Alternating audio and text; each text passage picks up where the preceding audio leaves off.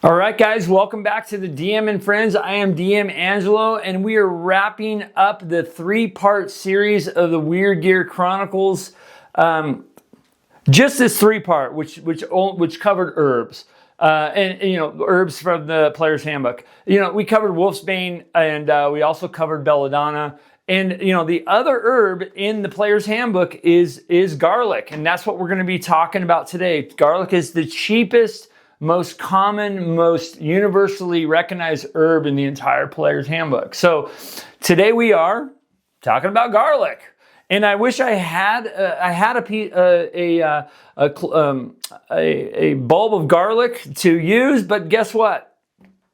Well, use in this video, but guess what? I used it on tortellini last night. So I don't have a prop for you guys, but anyway, so now every single person watching, this video already has the idea that garlic does what it does in the fantasy game, right? Vampires, right? Well, that's the pop culture image everybody has, right? But I promise you, the real world history behind this plant goes back over 5,000 years. And in-game use goes way beyond just waving a clove at a vampire, right? And hoping for the best. So let's get into it. So I'm going to talk about some of the history first, right? So, garlic has been cultivated by humans for over 5,000 years, right? With origins tracing back to Central Asia. I did a little bit of research on this, and, and almost every single ancient culture that touched this plant came to the exact conclusion, right? This thing protects you, right? So ancient Egyptians fed garlic to the laborers building the pyramids, right? They believed it increased endurance and warded off disease, right? My grandma used to chew cloves of it, and I used to do it with her. It's so funny, but that is true. And I don't know if that's where she got it from, but we're Italian, so we love garlic. The ancient Egyptian medicine medical text known as the Ebers Papyrus, dating back to around 1500 before Christ, specifically recommends garlic for treating respiratory ailments and parasites. So, Greek athletes ate it before competitions.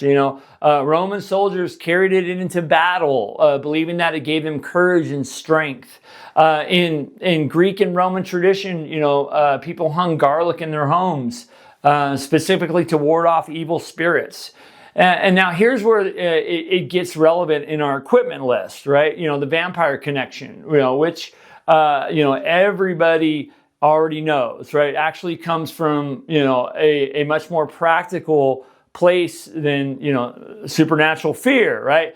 Historical records from, Eastern Europe, particularly like Romania and Bulgaria, document garlic's use in the 18th century, specifically to ward off vampire attacks, right? Villagers hung it around their necks, packed it into coffins, smeared it across door windows, and they even filled orifices of corpses with garlic to keep, suspected vampires from rising, right? But why garlic specifically, right? Most historians agree it's because of, garlic's genuine medicinal properties, right? Garlic contains a compound called, I believe this is pronounced Allicin. It's Allicin,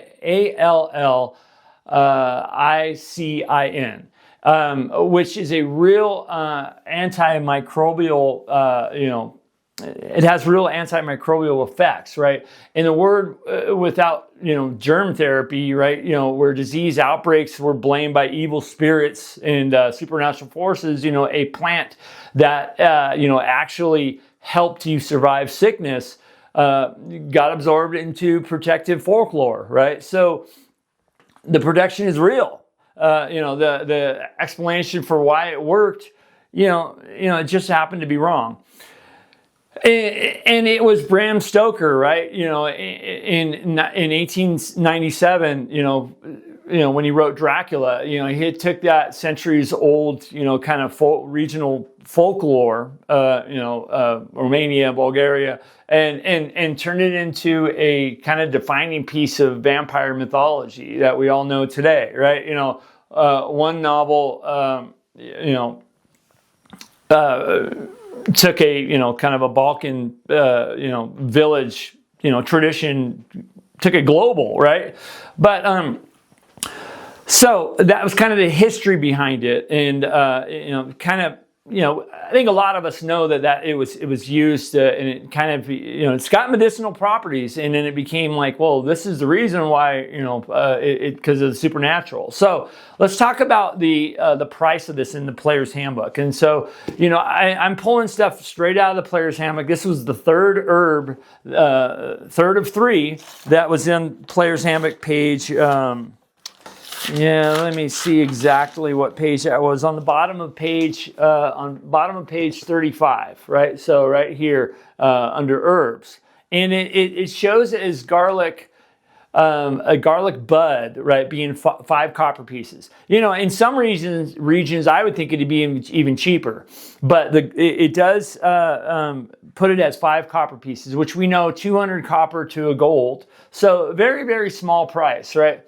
And let's put that in context with the other 2 herbs that we covered, right? Belladonna was 4 silver, right? Wolf's Bane was 10 silver pieces, right? Garlic is 5 copper. It is a fraction of the price, right? Fraction. I mean, very small fraction, right? So remember, one silver equals. God, let's not even talk about silver. I already told you 200. I can't even figure out the math in my head now, but 200 copper to a gold. So a very small amount, right? So why so cheap? Well, because garlic is common, right? I'm growing some in my backyard right now. It grows everywhere. Every farmer, every single market, every kitchen, there's no rarity for it, right? And it's not dangerous to harvest like Belladonna and Wolf's Bane, right? It doesn't have a toxin to it that you could, potentially die if you overdosed on touching it or eating it or whatever. At 5 copper a bud, you could outfit an entire, party for less than, the cost of a single torch, right?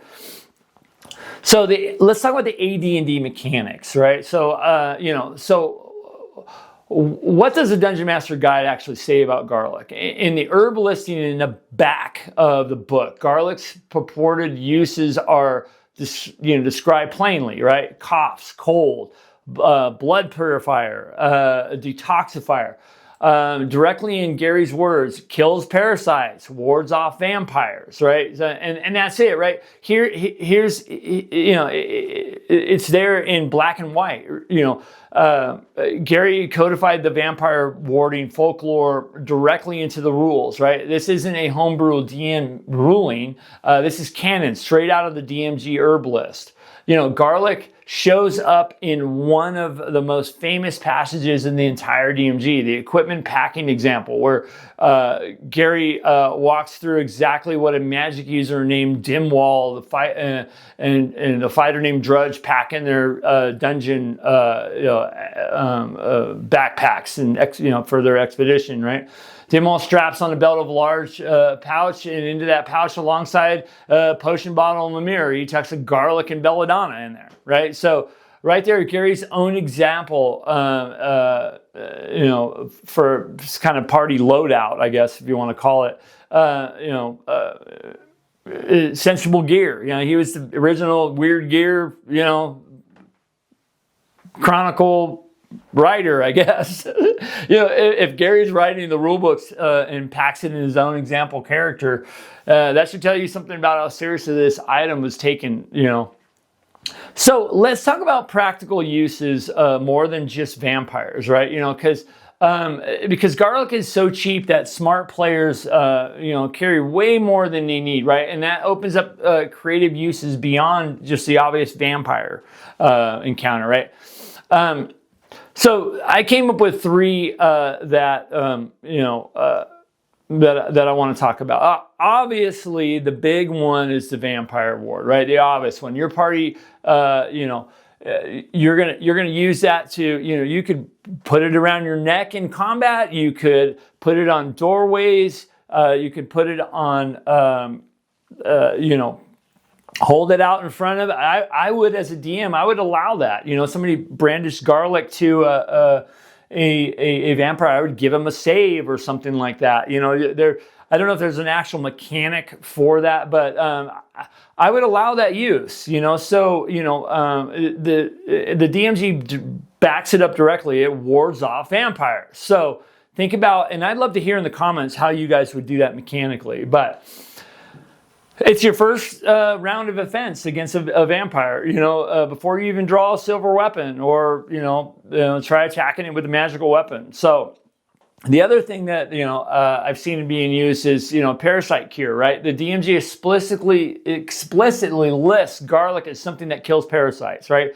If your party has been wading through, swamp water, eating questionable rations, old standard rations maybe, or you got hit by some kind of wasting disease, from a leech or something like that, I would give, a DM running a strict old school game might call garlics,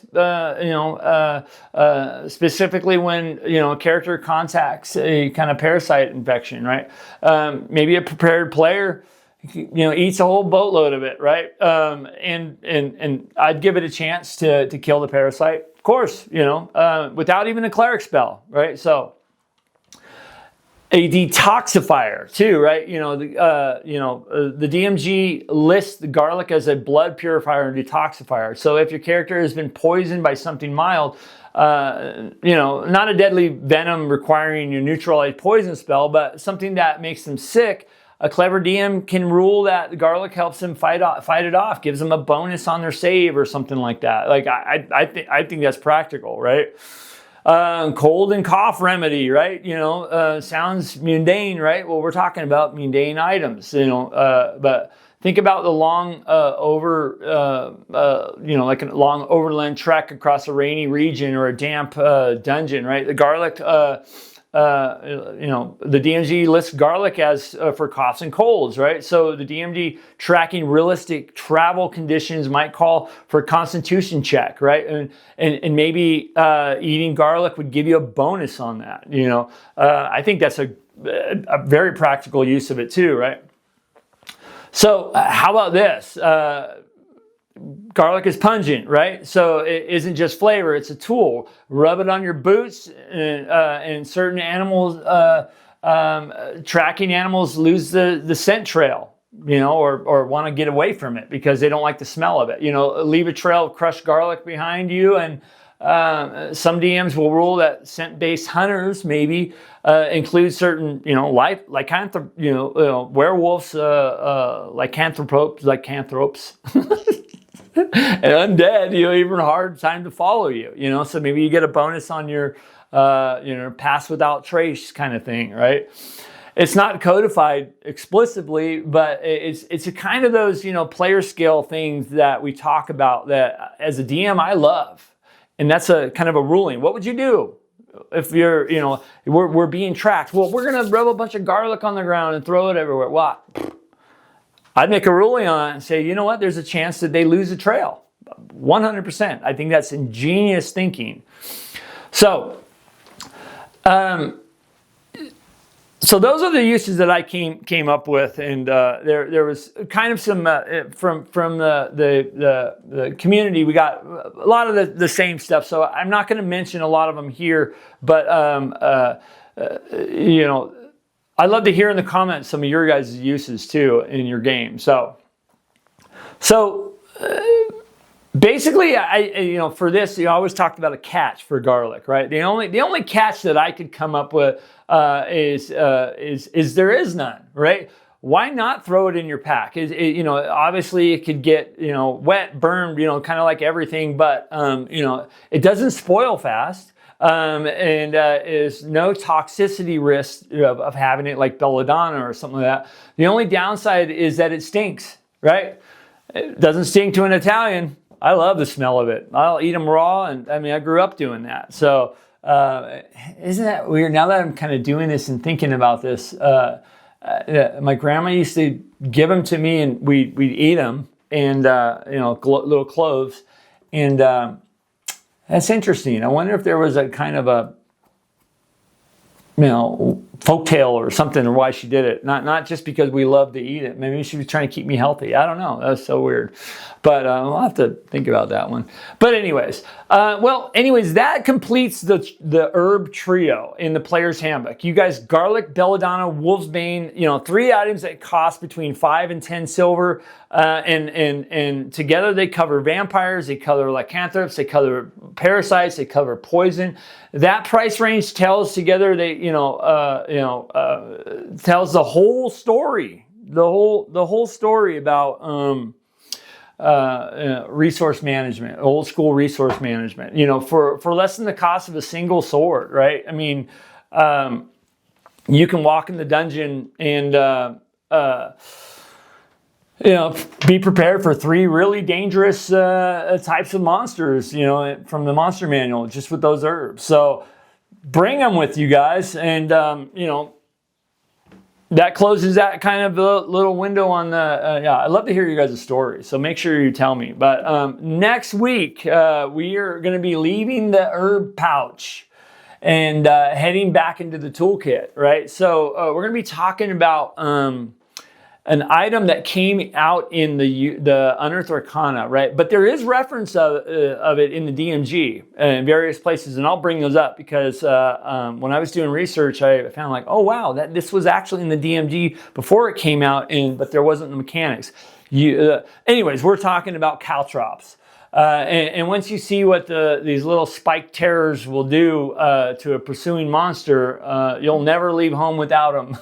So, all right, you guys, that's garlic. If you got a story about garlic, or to ward off a vampire, or kill a parasite, I'd love to hear about it. So make sure you guys put it in the comments. Drop it in the comments. And I love reading every single comment. I love it. I love the banter back and forth.